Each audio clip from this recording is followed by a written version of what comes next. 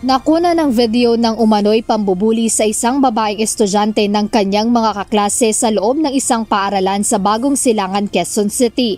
Sa video, makikitang pinalibutan ng ilang estudyante ang isang kaklaseng nakaupo, sabay sa bunot at kinaladkad ito pababa sa sahig habang may mga naririnig na mura at may nagve-video ng pangyayari. Kaugnay nito, naglabas na ng opisyal na pahayag ang Bagong Silangan High School kaugnay ng insidente. Ayon sa pamunuan, kasalukuyan nilang iniimbestigahan ang insidente at tiniyak nilang susundin ang tamang proseso upang matugunan ang sitwasyon. Anila mahigpit nilang ipinagbabawal ang anumang uri ng pambubuli at sisiguraduhin nilang isasagawa ang lahat ng kinakailangang hakbang upang matugunan ang isyung ito. Tiniyak din ng paaralan na patuloy silang magbibigay ng ligtas at maayos na kapaligiran sa mga mag-aaral at mahigpit nilang ipatutupad ang pulisiya laban sa bullying.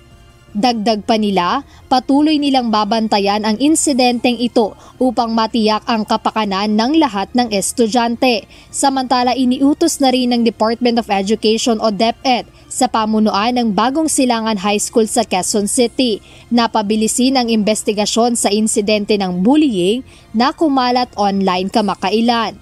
Ayon sa DepEd, nakatakda ng magpulong ang School Child Protection Committee upang magsagawa ng masusing investigasyon at tiyaking maririnig ang panig ng lahat ng sangkot. Inatasan na rin ang paaralan na magbigay ng sapat na suporta sa mga estudyanteng nasangkot lalo na sa biktima ng bullying.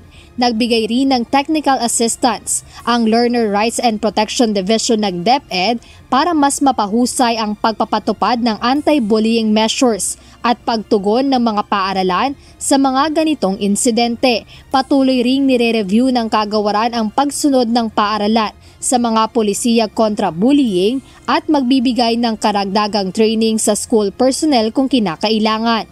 Binigyang diin ng DepEd na ang paglaban sa bullying ay nangangailangan ng pagtutulungan ng mga mag-aaral, guro, magulang at school leaders upang makalikha ng ligtas at maayos na kapaligiran para sa lahat. Jed Neresina, UNTV News and Rescue. Diyos ang aming sandigan, serbisyo publiko ang aming pinahahalagahan.